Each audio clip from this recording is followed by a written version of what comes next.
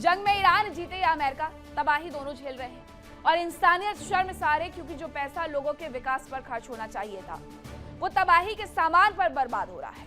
अब आइए आपको बताते हैं इस युद्ध में अब तक कितना नुकसान हो चुका है। Sure.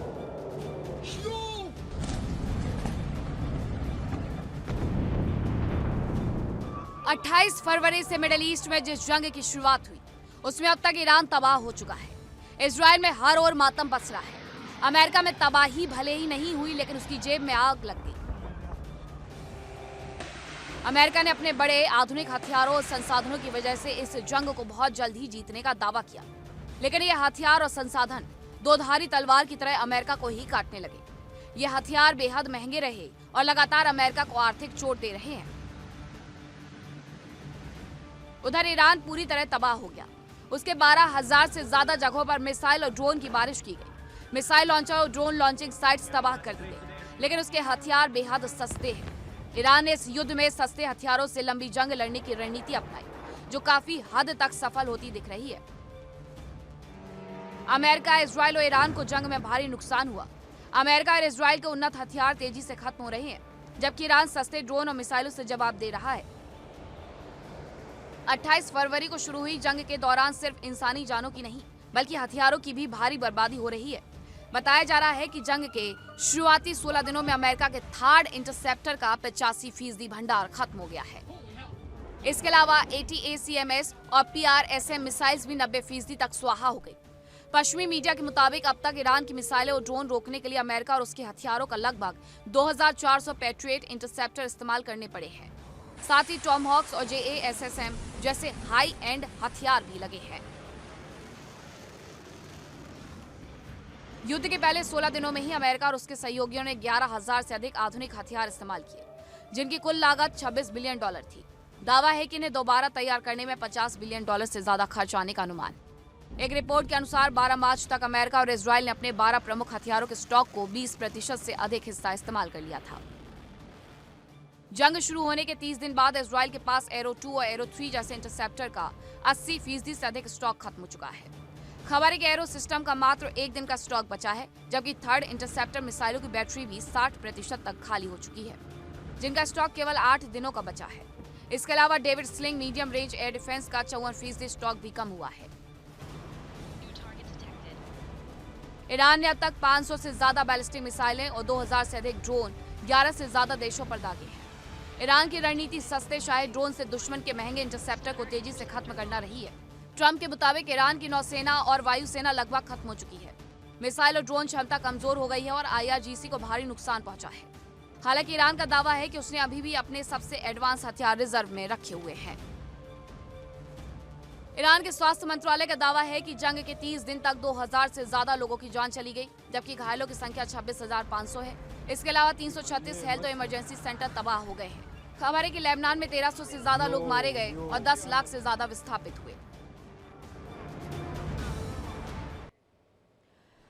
अब आपको बताते हैं कि जंग में यूएस को क्या क्या नुकसान झेलना पड़ा है। सबसे पहली खबर यह है कि उसके हथियार खत्म होते जा रहे हैं। बताया यह जा रहा है कि जंग के शुरुआती 16 दिनों में ही अमेरिका के थर्ड इंटरसेप्टर का करीब 85% भंडार पूरी तरीके से खत्म हो गया है, जबकि 90% ATACMS PRSM मिसाइल्स भी स्वाहा हो गई हैं। दावा यह भी है कि अब तक ईरान की मिसाइलें और ड्रोन रोकने के लिए अमेरिका और उसके सहयोगियों को लगभग 2400 पैट्रियट इंटरसेप्टर इस्तेमाल करने पड़ रहे हैं।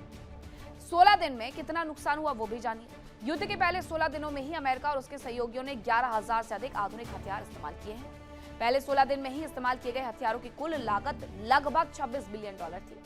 माना यह जा रहा है कि इन्हें दोबारा भरने में $50 बिलियन से ज्यादा खर्च आने का अनुमान है।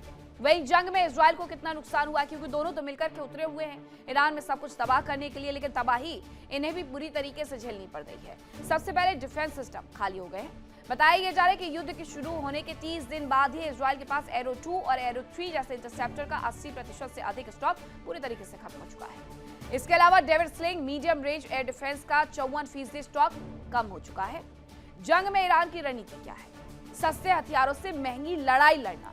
ईरान ने अब तक 500 से ज्यादा बैलिस्टिक मिसाइलें दागी हैं और ईरान अब तक 2000 से अधिक ड्रोन 11 से ज्यादा देशों पर फायर कर चुका है। वो सस्ते ड्रोन भेजता है जिसकी वजह से ज्यादा नुकसान उन्हें दूसरे देशों को उठाना पड़ता है, उनके इंटरसेप्टर्स को उठाना पड़ता है उन सस्ते ड्रोन को इंटरसेप्ट करने के लिए।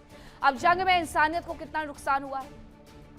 ईरान के स्वास्थ्य मंत्रालय ने कहा है कि जंग में अब तक 2000 से ज्यादा लोगों की जान चली गई है। जंग में अब तक 26,500 से ज्यादा लोग घायल हैं। हमलों में 336 हेल्थ और इमरजेंसी सेंटर तबाह हुए हैं। वहीं लेबनान में 1300 से ज्यादा लोगों की मौत हुई है। 10 लाख से ज्यादा लोग प्रभावित हुए हैं, विस्थापित हुए हैं उसकी वजह से। अमेरिका के 13 सैनिकों की मौत हो गई है और 300 से ज्यादा सैनिक घायल बताए जा रहे हैं, ये यूएस का कहना है। तो ये पूरी तैयारी दरअसल युद्ध के दौरान तो कर ली गई थी, लेकिन ये नहीं बताया गया था कि इसमें इंसानियत कितनी शर्मसार होगी, जो आपने अभी देखी है। अब खबर यह है कि तेहरान की शाहिद बेहेश्ती यूनिवर्सिटी पर अटैक किया गया है। शाहिद बेहेश्ती यूनिवर्सिटी पर अमेरिकी स्ट्राइक दागी गई है। पहले स्कूल और अब उसके बाद यूनिवर्सिटी को निशाना बनाया गया है। ये तेहरान की एक और यूनिवर्सिटी है, उसके पहले भी एक टेक यूनिवर्सिटी को निशाना बनाया गया था। अब एक और यूनिवर्सिटी को, जिसका नाम शाहिद बेहेश्ती बताया जा रहा है, अमेरिकी स्ट्राइक, अमेरिकी फाइटर जेट्स ने उसे निशाना बनाया है, ये ईरानी मीडिया कह रही है। हालांकि जो तस्वीरें आई है ये थोड़ी धुंधली हो सकती है, लेकिन यहाँ पर जो तबाही के निशान है वो बिल्कुल साफ नजर आते हैं कि यहाँ किस तरीके से तबाही लाई गई है। सब कुछ खत्म कर दिया गया है। अब रेस्क्यू करने के लिए लोग जरूर उतरे हुए हैं, लेकिन सिर्फ और सिर्फ नीचे मलबा नजर आ रहा है।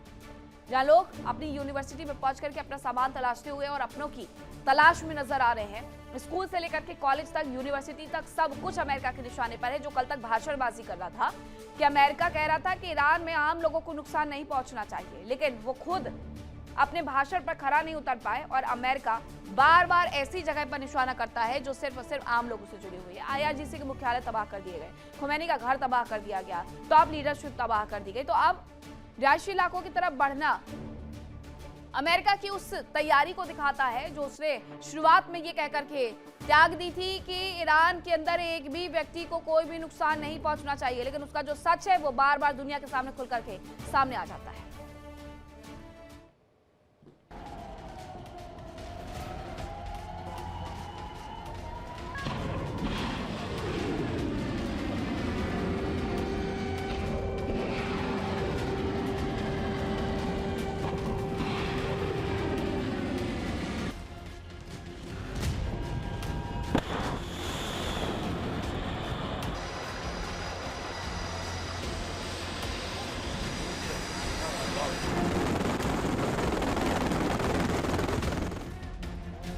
ईरान पर अमेरिका और इजराइल के हमले जारी है।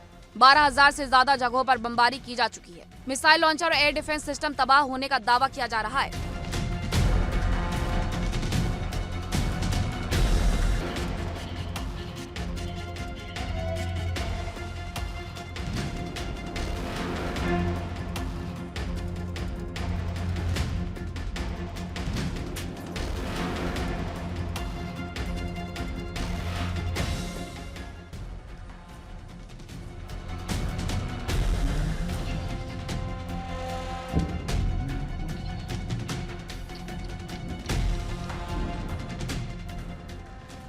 उधर अमेरिका भी परेशान है। वो जंग में ना तो बना रह पा रहा है और ना ही पीछे हट पा रहा है। इसी बीच राष्ट्रपति ट्रंप ने दावा किया कि ईरान ने बातचीत की पेशकश की।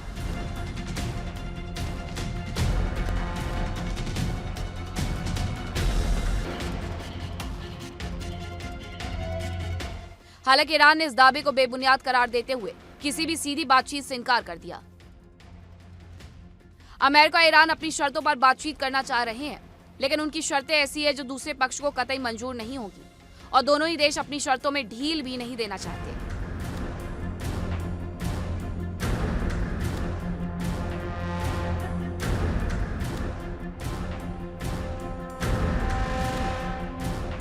अमेरिका ईरान के परमाणु कार्यक्रम को बंद करने की मांग पर अड़ा है। साथ ही बैलिस्टिक मिसाइल प्रोग्राम और प्रॉक्सी सपोर्ट पर भी लगाम लगाना चाहता है। अमेरिका का कहना है कि मिसाइलों की रेंज कम होने से इजराइल सुरक्षित हो पाएगा। उधर ईरान भी मानता है कि अगर उसने शर्तों पर हामी भरी तो ये उसके लिए खुदकुशी करने जैसा होगा। ईरान ने साफ कर दिया है कि वो केवल परमाणु प्रोग्राम पर बात कर सकता है, किसी दूसरे मुद्दे पर नहीं। जंग में तबाही झेलने के बाद अब ईरान जंग में हुए नुकसान का मुआवजा भी मांग रहा है। साथ ही हॉर्मुज पर पूरा नियंत्रण चाहता है। जंग में ईरान के हाथ हॉर्मुज के रूप में कमाई का बेहतर साधन मिल गया है। जब दोनों ही पक्ष अपनी अपनी शर्तों पर अड़े हो तो सवाल यह है कि जंग का खात्मा कैसे होगा, सीज फायर कैसे होगा, तो क्या मिडिल ईस्ट हमेशा ही जंग की आग में झुलसता रहेगा? Bureau report, India daily. देखिए इंडिया डेली 24/7 अब आपके स्मार्ट टीवी पर। इंडिया डेली मौजूद है सभी डिजिटल प्लेटफॉर्म पर लाइव और लगातार। इंडिया डेली 24/7 हर दिन राष्ट्र को समर्पित।